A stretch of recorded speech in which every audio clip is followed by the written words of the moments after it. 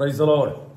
Hallelujah എന്ന് പറയുന്നതായ ഒരു YouTube ചാനലിൽ കൂടെ ബ്രദർ സാങ്കുട്ടി ഇന്ന് TPM സഭയും ഇതര പെന്തക്കോസ്ത് സഭകളും തമ്മിലുള്ളതായ അടിസ്ഥാന വ്യത്യാസങ്ങളെക്കുറിച്ച് വളരെ വ്യക്തമായി പല പല കാര്യങ്ങൾ പ്രസ്താവിക്കുകയുണ്ടായി. അതെനിക്ക് വളരെ ഇഷ്ടപ്പെട്ടു. നല്ല ഒരു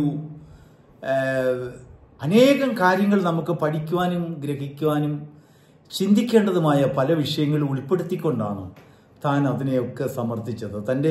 അതിനുവേണ്ടി താൻ ചെലവിട്ട സമയങ്ങളും അത് പഠിക്കുവാനും ഗ്രഹിക്കുവാനും അതിനെ മറ്റുള്ളവരുടെ മുമ്പിൽ അവതരിപ്പിക്കുവാനും ഒക്കെ താൻ ചെലുത്തിയതായ തൻ്റെ സമയത്തെയും തൻ്റെ ആ പ്രയത്നത്തെയും അഭിനന്ദിക്കേണ്ടതായിട്ടുണ്ട്.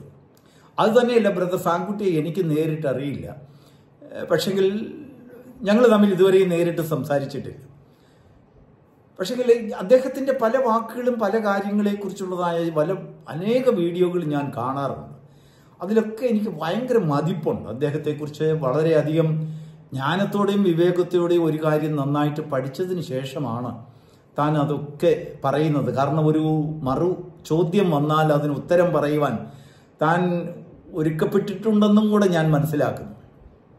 എന്നാൽ ഇവിടെ എനിക്കൊരു സംശയം എനിക്ക് ചോദിക്കാനുള്ളത്, ഈ വീഡിയോയുടെ അവസാനത്തിങ്കിൽ താൻ സമർത്ഥിക്കുകയുണ്ടായി. തീർച്ചയായിട്ടും ദ പെന്തക്കോസ്ത് മിഷനിൽ ധാരാളം, അതായത് TPMൽ ധാരാളം വിശുദ്ധന്മാരും ദൈവമക്കളും പരമാർത്ഥികളും ദൈവത്തെ നീതിയോടെ അന്വേഷിക്കുന്നവരും ആരാധിക്കുന്നവരും ഒക്കെ ഉണ്ടെന്ന് എനിക്കറിയാം.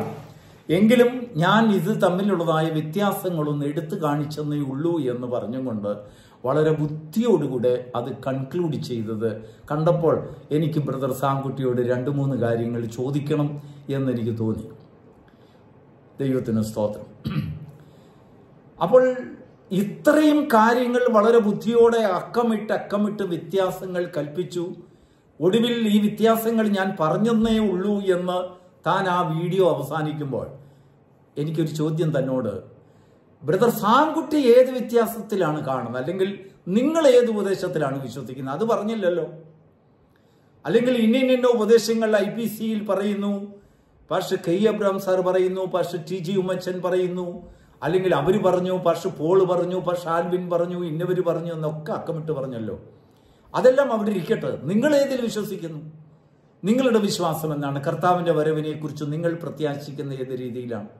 സ്നാനത്തെക്കുറിച്ച് ബ്രദർ സാങ്കുട്ടി വിശ്വസിക്കുന്ന വിശ്വാസം ഏതാണ്? അതൊന്ന് പറയണ്ടേ? ഞങ്ങൾക്കതൊന്ന് കേൾക്കാൻ ആഗ്രഹമുണ്ടല്ലോ. അല്ലെങ്കിൽ പരിശുദ്ധാത്മാംശത്തെക്കുറിച്ച് നിങ്ങൾ വിചാരിക്കുന്ന നിങ്ങളുടെ ഉപദേശം എന്താണ്? അതിനുശേഷം താൻ പറഞ്ഞത്, മറ്റുള്ള പെന്തക്കോസ്തുകാർക്ക് എല്ലാവർക്കും തമ്മിൽ ഒരു യോജ്യമുണ്ട്, TPMക്കാർക്കൊഴികെ. എന്നാൽ ഞാൻ ബ്രദർ സാങ്കുട്ടിയോട് ഒരു ചോദ്യം ചോദിക്കട്ടെ. എല്ലാ പെന്തക്കോസ്തുകാർക്കും തമ്മിൽ ഉപദേശമായിട്ടുള്ള ഒരു സമന്വയത്വം ഉണ്ടെങ്കിൽ അങ്ങ് ഒന്നിച്ചു നിന്നുകൂടെ? ഒന്നിച്ച് പ്രവർത്തിക്കണ്ടേ? ഒരു കുടക്കീഴിൽ വരണ്ടേ? ഒരു അധ്യക്ഷന്റെ കീഴിൽ വരണ്ടേ? അനുസരണം നമുക്ക് ആവശ്യമില്ല. എന്തായാലും ഉപദേശത്തിൽ വ്യത്യാസമില്ലല്ലോ, ഡ്രസ് കോഡിൽ വ്യത്യാസമില്ല, ഒന്നിനും വിശ്വാസമില്ല എങ്കിൽ എന്തിനു വേറിട്ട് നിൽക്കുന്നു? നിങ്ങൾക്ക് വേറൊരു സഭയോട് അല്ലെങ്കിൽ ചേർന്ന് പ്രവർത്തിച്ചുകൂടെ? പലരായിട്ട് നിന്നും കൊണ്ട് പ്രവർത്തിച്ച് പെന്തക്കോസ്തിന്റെ നാമം കൂടെ നാണം കേടുണ്ടാക്കാൻ. TPMക്കാർ പിന്നെ അവർക്ക് കുറച്ച് വ്യത്യാസമാണ്. അവർക്ക് എല്ലാത്തിനും അങ്ങ് വ്യത്യാസം, ആദ്യം മുതലേ അങ്ങ് വ്യത്യാസം. അവരങ്ങ് വേറിട്ട് നിൽക്കട്ടെ, അവരുടെ വ്യത്യാസം അവിടെ നിൽക്കട്ടെ. നമുക്ക് തമ്മിലൊരു യോഗ്യം ഉണ്ടാകണ്ടേ? ഒന്നിച്ച് നിൽക്കാനുള്ള ഒരു അഭിപ്രായം. അതിനുശേഷം വേറെ ഒരു കാര്യം കൂടെ എനിക്ക് ബ്രദറിനോട് സമർത്ഥിക്കുവാനുള്ളത്, നമുക്കറിയാം 11-ാം നൂറ്റാണ്ടിലോ 12-ാം നൂറ്റാണ്ടിലോ ചരിത്രമൊക്കെ എന്നെക്കാട്ടിൽ നന്നായിട്ട് ബ്രദർ സാങ്കുട്ടിക്ക് അറിയാം. അല്ലെങ്കിൽ സാധാരണയായി യൂട്യൂബിൽ പ്രസ്താവിക്കുന്ന പല ഭക്തന്മാരിലൊക്കെ അവരോട് കിടപിടിക്കത്തക്ക രീതിയിലുള്ള നല്ല ജ്ഞാനവും അറിവും ദൈവവചനത്തിന്റെ ആഴത്തിലേക്ക് കടക്കുവാനും അതിൻ്റെ ആ പാണ്ഡിത്യത്തെക്കുറിച്ച് നല്ല അറിവുമുള്ള ഒരു വ്യക്തിയാണ് ബ്രദർ സാങ്കുട്ടി. നമുക്കറിയാം, ഈ വേദപുസ്തകം എന്നാണ് തുന്നിക്കെട്ടി അച്ചടിച്ച് നമ്മുടെ കയ്യിൽ ഒരു പുസ്തക രൂപത്തിൽ എത്തിയത് എങ്ങനെയാണ്? ഈ വേദപുസ്തകം ഉണ്ടായതിന് ശേഷമുള്ള ഒരു ക്രിസ്തീയ സഭയ്ക്കല്ല നമ്മൾ സാക്ഷിയായിരിക്കുന്നത്. വേദപുസ്തകത്തിന് മുമ്പേ ഉള്ളതായ ഒരു സഭ, ഒരു ആത്മീയ ആരാധനയ്ക്ക്, പരിശുദ്ധാത്മാവിൽ ആരാധിക്കുന്ന സഭകളെല്ലാം പെന്തക്കോസ്ത് സഭകളെന്നാണ്. ആത്മാവിലുള്ള ആരാധനയ്ക്ക് സാക്ഷികളാകുന്ന എല്ലാ വിശ്വാസികളെയും പെന്തക്കോസ്ത് വിശ്വാസികളെന്നാണ് നമ്മൾ വിളിക്കാറുള്ളത്. അതിനകത്ത് വ്യത്യാസമൊന്നുമില്ല. എന്നാൽ ഈ വിശുദ്ധ വേദപുസ്തകത്തിൽ അങ്ങനെ പറയുന്നു, വെളിപ്പാട് പുസ്തകത്തിൽ ഇങ്ങനെ പറയുന്നു, മത്തായിയിൽ ഇങ്ങനെ പറയുന്നു, എബ്രായ ലേഖനത്തിൽ പറയുന്നു, പൗലോസ് പറയുന്നു, അങ്ങനെ പറയുന്നു ഒക്കെ പറയുന്നല്ലോ. ഇവരൊക്കെ നാം അത് വേദപുസ്തകം വായിച്ചാണ് അതൊക്കെ മനസ്സിലാക്കിയത്. എന്നാൽ അവർ വിശ്വസിച്ചത് മത്തായിയും അപ്പോസ്തലനായ പൗലോസും യോഹന്നാനും ഭക്തന്മാരും അപ്പോസ്തലന്മാർ ആദ്യ പിതാക്കന്മാർ ഈ വേദപുസ്തകം ഒന്നുമില്ലാതെ ആത്മാവിൽ കൂടെ ദൈവരാജ്യത്തെ കണ്ടവരാണ്. സ്വർഗരാജ്യത്തെ അവർ പരിശുദ്ധാത്മാവിൽ കൂടെ കണ്ടു. സ്വർഗരാജ്യത്തെ അവർ പരിശുദ്ധാത്മാവിലെ ആരാധനയിൽ കൂടെ അവർ പ്രത്യാശിച്ചു. കാണാത്ത കാര്യങ്ങളെക്കുറിച്ചുള്ളതായ ഒരു വിശ്വാസമാണ് അപ്പോസ്തലനായ പൗലോസ് പറയുന്നത്. വിശ്വാസം എന്നതോ ആശിക്കുന്നതിന്റെ ഉറപ്പ്, കാണാത്ത കാര്യങ്ങളുടെ നിശ്ചയവും. അപ്പോൾ ആ നിശ്ചയം പൂണ്ടു പോകുന്നതായ ഒരു സഭയുടെ ചരിത്രങ്ങളും അവർ എഴുതിയതായ കത്തുകളും അല്ലെങ്കിൽ ലേഖനങ്ങളും ഓരോരോ കാര്യങ്ങളൊക്കെയാണ് നമ്മൾ വായിച്ചറിയുന്നത്. അപ്പോൾ നമ്മൾ ആ വായിച്ചറിയുന്നത് മാത്രമല്ല, അതിനങ്ങേപ്പുറത്ത് ഭക്തന്മാർ, അപ്പോസ്തലന്മാർ, പിതാക്കന്മാർക്ക് ദൈവം ആത്മാവിൽ കൂടെ വെളിപ്പെടുത്തിയതായ ഒരു സംഗതികൾ അവരുടെ അടിസ്ഥാനപരമായിട്ട് അവരുടെ ഹൃദയത്തിലുണ്ട്. നമുക്ക് എഴുതപ്പെട്ടതായ കാര്യങ്ങളിൽ മാത്രമാണ് പോകുന്നതെങ്കിൽ നമ്മൾ ആത്മാവിന്റെ വലയത്തിൽ നിന്ന് നമ്മൾ അക്ഷരികതയിലേക്ക് നമ്മൾ വീണുപോവുകയാണ്. അക്ഷരം കൊല്ലുന്നു, ആത്മാവോ ജീവിപ്പിക്കുന്നു. നോക്കൂ, ഒരു സഭയുടെ അടിസ്ഥാനം കെട്ടിപ്പടുക്കുമ്പോൾ തീർച്ചയായിട്ടും ആ സഭയുടെ അടിസ്ഥാനത്തിനതെങ്കിൽ ആരംഭമിടുന്നതായ ഭക്തന്മാർ അന്നത്തെ അവരുടെ പ്രാപ്തിക്കനുസരിച്ചുള്ളതായ ഒരു ആത്മീക വലയങ്ങൾ അവരുടെ ഹൃദയത്തിൽ സ്ഥാപിതമാകും. അതിനുശേഷം ആത്മാവിൽ കൂടെ അവർ ചില കാര്യങ്ങളെ ദൈവത്തിന്റെ ആത്മാവ് അവർക്ക് വെളിപ്പെടുത്തി കൊടുത്തിട്ടുണ്ടായിരിക്കാം. പാർശ്വ അബ്രഹാം സാറിന് ദൈവം വെളിപ്പെടുത്തി കൊടുത്തു. തനിക്ക് വേറിട്ട് നിൽക്കുവാനും ഒരു ആരാധനയെ കെട്ടിപ്പടുക്കുവാനും ഒരു സഭയെ പണിയുവാനുള്ളതായ ഒരു ദർശനം തനിക്ക് കൊടുത്തു. പാർശ്വ ടി ഉമ്മച്ചിന് കൊടുത്തു, പാർശ്വ PM ഫിലിപ്പിന് കൊടുത്തു. ഭക്തന്മാരായിട്ടുള്ള ശ്രേഷ്ഠന്മാർക്കൊക്കെയും പാർശ്വ ആൽവിന് കൊടുത്തു കാണും, പാർശ്വ പോളിന് കൊടുത്താണ്, അവർക്കൊക്കെ കൊടുത്തു കാണും. ദൈവം ഇവരോട് എങ്ങനെയാണ് സംസാരിച്ചതെന്നും ദൈവം അവർക്ക് വെളിപ്പെടുത്തി കൊടുത്തതായ കാര്യങ്ങൾ എങ്ങനെയാണെന്നും നമുക്ക് ആർക്കും അറിയില്ല. അവർ നമ്മെക്കാളും ശ്രേഷ്ഠരാണ്. അവർ നമ്മെക്കാളും ആത്മാവിൽ കൂടെ സഞ്ചരിച്ചവരാണ്. ദൈവം ഒരു പക്ഷെങ്കിൽ ഇങ്ങനെയുള്ള ഒരു വെളിപ്പാടായിരിക്കാം പാർശ്വ ആൽവിനും പാർശ്വ പോളിനും പാർശ്വ AC തോമസിനും ഒക്കെ ദൈവം കൊടുത്തിട്ടുള്ളത് വിഭിന്നമായിട്ടതായിരിക്കാം. അവരോടൊരു പക്ഷെങ്കിൽ ദൈവത്തിന്റെ ആത്മാവ് പറഞ്ഞിട്ടുണ്ടായിരിക്കാം, നിങ്ങൾ കലരാതെ തനിച്ച് നിൽക്കാൻ പറഞ്ഞിട്ടുണ്ടായിരിക്കാം. അവർ നിൽക്കട്ടെ, അതിനെന്താ? അവരെ കൂടെ വലിച്ചടിച്ചും കൊണ്ടുവന്ന് ഇവിടെ ഇട്ട് കൂട്ടിയടിപ്പിക്കണമെന്നുണ്ടോ? വേണ്ട, അവരങ്ങനെ നിൽക്കട്ടെ, അവർക്ക് കിട്ടിയ വെളിപ്പാടിന് പ്രകാരം പോകട്ടെ. അല്ലെങ്കിൽ തെസ്സലോനിക്ക ലേഖനത്തിൽ ഇങ്ങനെ പറയുന്നു, എബ്രായ ലേഖനത്തിൽ ഇങ്ങനെ പറയുന്നു, വെളിപ്പാട് പുസ്തകത്തിൽ ഇങ്ങനെ പറയുന്നു. ഇങ്ങനെയൊക്കെ പറഞ്ഞാലല്ല ദൈവത്തിന്റെ ആത്മാവിനാൽ നാം തമ്മിൽ അല്ലെങ്കിൽ ബഹുമാനിക്കേണ്ടത്, ആദരിക്കേണ്ടത്. നോക്കൂ, വിശുദ്ധ വേദപുസ്തകത്തിൽ നമ്മൾ വായിക്കുമ്പോൾ തന്നെ പല കാര്യങ്ങൾക്കും നമുക്ക് തക്കതായ ഒരു മറുപടി പറയുവാൻ നമുക്ക് അതിനകത്ത് ഒരു ഫുൾ സ്റ്റോപ്പ് വരുന്നില്ല. ദൈവത്തിന്റെ വചനം ഇങ്ങനെ കണ്ടിന്യൂ ചെയ്തുകൊണ്ടിരിക്കുകയാണ്. ഒരു ബൈബിളിൽ മാത്രം ഒതുങ്ങുന്നതല്ല ദൈവത്തിന്റെ രാജ്യം എന്ന് പറയുന്നത്. സ്വർഗരാജ്യം വേദപുസ്തകത്തിലെ താളുകളിലും വാക്കുകളിലും മാത്രം ഒതുങ്ങുന്നതല്ല. ആത്മാവിൽ കൂടെ സഞ്ചരിച്ച് അപ്പോസ്തലനായ യോഹന്നാൻ എഴുതുന്ന അങ്ങനെയാണ്, കർത്തൃ ദിവസത്തിൽ ഞാൻ ആത്മവിവശനായി അവരെന്നെ ഒരു വൻമലയിൽ കൊണ്ടുപോയി. 22 അധ്യായങ്ങളിൽ കുറിച്ചിരിക്കുന്ന കാര്യങ്ങൾ മാത്രമായിരിക്കില്ല ദൈവത്തിന്റെ ആത്മാവ് യോഹന്നാന് വെളിപ്പെടുത്തി കൊടുത്തത്, അതിനും അഗാധമായി, അതിനങ്ങേപ്പുറം. പക്ഷെങ്കിൽ താൻ എന്ത് വിവക്ഷിച്ചുവോ, താൻ എന്ത് പുകഴ്ത്തി പറഞ്ഞുവോ അതിലേക്ക് നമ്മളെ കൊണ്ടെത്തിക്കുന്ന ചിന്ത, അത് ഏത് സഭയിൽ കൂടെയാണെങ്കിലും ഏത് നാമത്തിലാണെങ്കിലും അവിടെ നമ്മെ എത്തിക്കുന്നതാണെങ്കിൽ അതാണ് ദൈവത്തിന്റെ ഇഷ്ടം. നോക്കൂ, TPM സഭ പരിശുദ്ധാത്മാഭിഷേകത്താൽ നിറയുന്നു, അന്യഭാഷ സംസാരിക്കുന്നു. IPC സഭയിലുള്ള വിശ്വാസികൾ അന്യഭാഷയിൽ സംസാരിക്കുന്നു, ആത്മാഭിഷേകത്തിൽ കൂടെ നടത്തപ്പെടുന്നു, ആത്മീക ആരാധനകൾ പങ്കിടുന്നു. അവിടെയും ദൈവം ഇറങ്ങുന്നു, ദൈവത്തിന്റെ ആത്മാവ് അവിടെയും ഇറങ്ങുന്നു. അപ്പോൾ ദൈവത്തിന് വേണ്ടാത്ത ഒരു സഭയിൽ ദൈവത്തിന്റെ ആത്മാവിന്റെ പ്രവർത്തനം ഉണ്ടാകുമോ എന്ന് പറഞ്ഞാട്ട് പറയൂ. ദൈവത്തിന് വേണ്ട എങ്കിൽ ദൈവത്തിന്റെ ഇഷ്ടപ്രകാരം ദൈവത്തിന്റെ വചനത്തിന് പ്രകാരവും ദൈവരാജ്യത്തിൽ ചെന്നെത്തുന്നതായ ഒരു അടിസ്ഥാനമല്ല ഇവർക്ക് നൽകിയിട്ടുള്ളത്, അല്ലെങ്കിൽ ഇവർ തുടരുന്നതെങ്കിൽ അവിടെ ദൈവത്തിന്റെ ആത്മാവ് എങ്ങനെയാ പ്രവർത്തിക്കുന്നത്? ബ്രദർ സാംകുട്ടി അതിനൊരു മറുപടി പറഞ്ഞാട്ട്, എങ്ങനെയാണ് ആത്മാവ് പ്രവർത്തിക്കുന്നത്? ആത്മാവ് വെറും പ്രലോഭനമാണോ? അതൊരു റിയാലിറ്റി അല്ലേ? അന്യഭാഷ ഒരു റിയാലിറ്റി അല്ലേ? പരിശുദ്ധാത്മാവ് ഒരു റിയാലിറ്റി അല്ലേ? അവരിലും പ്രവർത്തിക്കുന്നു, എന്നിലും പ്രവർത്തിക്കുന്നു. എന്നിൽ പ്രവർത്തിക്കുന്ന പോലെ അവിടെയും പ്രവർത്തിക്കുന്നു. ജാതികളുടെ ഇടയിൽ പ്രവർത്തിക്കുന്നു, യഹൂദന്മാരുടെ ഇടയിൽ പ്രവർത്തിക്കുന്നു. അങ്ങനെ സകലരെയും ദൈവം സ്നേഹിക്കുന്നു.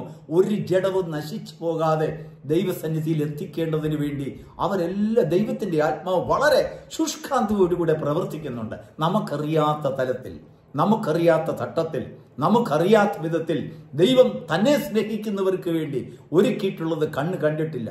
ഒരു മനുഷ്യർക്കും അത് തോന്നുവാനോ വിവക്ഷിക്കുവാനോ കഴിയുകയില്ല. അപ്പോൾ തീർച്ചയായിട്ടും ഒരു വ്യത്യാസം കാണും. ഞാനൊന്ന് ചോദിക്കട്ടെ, ബ്രദർ സാൻകുട്ടിയുടെ വീട്ടിൽ 1 കിലോ അയല വാങ്ങിച്ചു തരട്ടെ, അല്ലെങ്കിൽ 1 കിലോ മീൻ വാങ്ങിച്ചു തരട്ടെ, ഒരേ മീൻ, ചില നെയ്മീൻ വാങ്ങിച്ചു തരാം.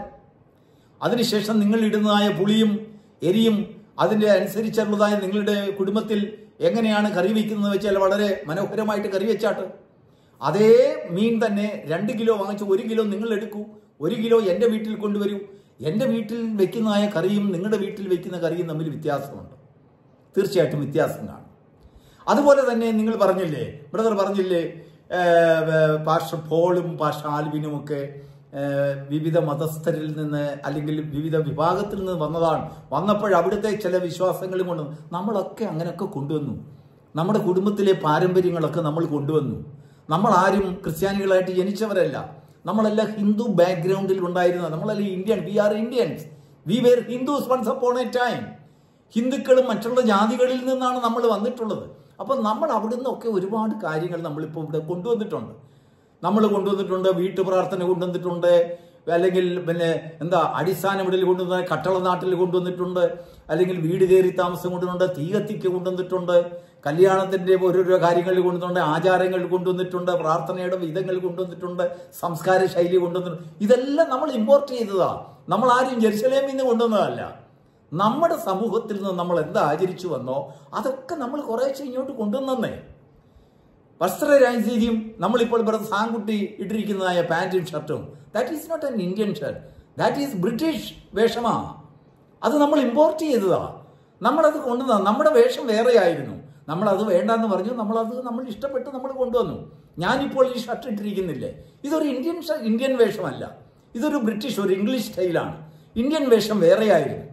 അപ്പോൾ ആ സ്റ്റൈലിൽ നിന്നെല്ലാം നമ്മൾ പല രീതിയിലുള്ളതായ വസ്ത്രധാരണം. പിന്നെ ഒരു കാര്യം വളരെ സ്തുത്യർഹമാണ്, ഞാൻ എല്ലാ കാര്യത്തിനും ടി പി എമ്മിനെ ഒന്നും കൈ കൊട്ടി സന്തോഷിപ്പിക്കുന്ന ആളല്ല. പക്ഷെങ്കിൽ dress code I like it. കാരണം ഒരു പാസ്റ്റർ ഒരു കള്ളിഷാപ്പിൽ കയറിയാൽ അറിയണം. യെസ്, ഒരു പാസ്റ്റർ ഒരു സിനിമാശാലയിൽ കയറിയാൽ അറിയണം. അവൻ പാസ്റ്ററാണ്, വേഷം കൊണ്ടെങ്കിലും അറിയണം. അതാണ് കർത്താവ് ശിഷ്യന്മാരോട് പറഞ്ഞത്, നിങ്ങൾ 2 ഉടുപ്പ് എന്ന് പറഞ്ഞാൽ നിങ്ങളുടെ ഭവനത്തിൽ, നിങ്ങളുടെ ജോലിയിൽ ഒരു ഉടുപ്പ്, ശുശ്രൂഷയിൽ ഒരു ഉടുപ്പ്. നോ, നിങ്ങൾക്ക് ഒറ്റ ഉടുപ്പേ ആകരുത്, 2 ഉടുപ്പാകരുത്. ഒറ്റ ഉടുപ്പേ ആകാവൂ, ഒരു വേഷമേ ആകാവൂ. അതിന്റെ ആത്മീയാർത്ഥം അങ്ങനെയാണ്. എന്ന് പറഞ്ഞാൽ നിങ്ങളുടെ ബാഗിനകത്ത് ഒരു എക്സ്ട്രാ തുണി വെക്കരുതെന്നല്ല കർത്താവ് പറഞ്ഞത്. നിങ്ങൾക്ക് 2 വേഷമരുത്. ഒരു വേഷത്തിലേ നിങ്ങൾ അറിയാവൂ. നിങ്ങൾ പോകുന്നതുമെല്ലാം മറ്റുള്ളവർ നിങ്ങളെ നോക്കും, കാണും. ഒരു പക്ഷെങ്കിൽ നിങ്ങളുടെ ജീവിതത്തിൽ കുറവുകളും പോരായ്മകളും ഒക്കെ കാണുമായിരിക്കാം. നിങ്ങൾക്ക് ഏത് ഡ്രസ്സും ഉപയോഗിച്ച് കർത്താവിനെ ആരാധിക്കാം, ശുശ്രൂഷിക്കാം. അതിന് ഇന്ന ഡ്രസ്സിലായിരിക്കണമെന്നൊന്നും പുതിയ നിയമത്തിൽ വ്യവസ്ഥയില്ല. പക്ഷെങ്കിൽ നമ്മളെ മറ്റുള്ളവർ കാണുമ്പോൾ ഇന്ന വ്യക്തി ഇന്നടുത്ത് പോയി എന്നുള്ളതായ ഒരു സാക്ഷ്യം ലോകത്തിൽ നിന്ന് മറ്റുള്ളവരുടെ ദൃഷ്ടിയിൽ നമുക്കൊരു ആദരവ്, ബഹുമാനം വേണ്ടേ? തീർച്ചയായിട്ടും വേണം. ദൈവത്തിന് സ്തോത്രം. ഇത്രയും ആ കാര്യങ്ങളിൽ നിന്ന് വചനമെടുത്തുകൊണ്ട് ഒരുപാട് കാര്യങ്ങൾ ക്രിറ്റിസൈസ് ചെയ്യാനും മറ്റുള്ളതിന് ന്യായീകരിക്കാനും ഒന്നും ഇതല്ല. പോരായ്മകൾ എല്ലാ സഭകളിലുമുണ്ട്. തീർച്ചയായിട്ടും ടി പി എമ്മിൽ അന്ന് കെട്ടുപണിഞ്ഞതായ ഉപദേശ കാര്യങ്ങളിലൊക്കെ പോരായ്മകൾ ഒരുപക്ഷെങ്കിൽ കാണുമായിരിക്കാം. പക്ഷെങ്കിൽ അവിടെയും വിശ്വാസികൾ ആദരവോടെ ലക്ഷങ്ങൾ അവരെ ബഹുമാനിക്കുകയും സ്നേഹിക്കുകയും ചെയ്യുന്നു. We cannot demolish. നമുക്കതിനെ തകർക്കാൻ കഴിയുകയില്ല. നമുക്ക് IPCയെ തകർക്കാൻ കഴിയത്തില്ല. വേറൊരു ചർച്ച് ഓഫ് ഗോഡിനെ തകർക്കാൻ കഴിയില്ല. അതിനും ഒരു ഉദ്ദേശമുണ്ട്. അതിന്റെ നടത്തിപ്പുകാർക്ക് അതിനെ പ്രത്യേകമായ രീതിയിൽ അതിലെ വിശ്വാസികളെ വളർത്തിക്കൊണ്ടു പോകുവാൻ അവർക്കൊരു ദിവ്യ ദർശനമുണ്ട്. തീർച്ചയായിട്ടും ഒരു ഇതര സഭകളിലുള്ള ഇപ്പോൾ നിങ്ങൾ IPCയിൽ നിന്നും ഒരു ചർച്ച് ഓഫ് ഗോഡിലേക്ക് പോയി കാട്ട്, നിങ്ങളുടെ അന്യഭാഷ അവരും തമ്മിൽ ഒരു നേരിയ വ്യത്യാസമുണ്ട്. യെസ്, നിങ്ങൾ പറയുന്നതായ പ്രവചനവും അവർ പറയുന്ന പ്രവചനവും തമ്മിൽ അല്പ വ്യത്യാസമുണ്ട്. നിങ്ങൾ അവിടെ നിന്ന് ഷാരോണിലേക്ക് പോകൂ, അവിടെ ചെറിയൊരു വ്യത്യാസമുണ്ട്, ചെറിയ ഒരു വ്യത്യാസം. ഇപ്പോൾ അതൊക്കെ പുതിയ കണ്ടുപിടുത്തങ്ങൾ വരുന്നുണ്ട്. അതിനെയൊന്നും ഞാൻ വിമർശിക്കുകയല്ല. അപ്പോൾ വ്യത്യാസം എല്ലായിടത്തും ഉണ്ട്. ആ ഒരു സാമ്യത എങ്ങും ഇത് ചെയ്തില്ല. അഥവാ ഇനി വ്യത്യാസം ഒന്നുമില്ല എന്ന് നമ്മൾ സമർത്ഥിക്കുകയാണെങ്കിൽ എന്തുകൊണ്ട് ഒന്നിച്ചു നിന്നുകൂടാ? അത് യോഗ്യമല്ലേ? അതിനൊരു ഉത്തരം ബ്രദർ സാങ്കുട്ടി പറയണം. God bless you.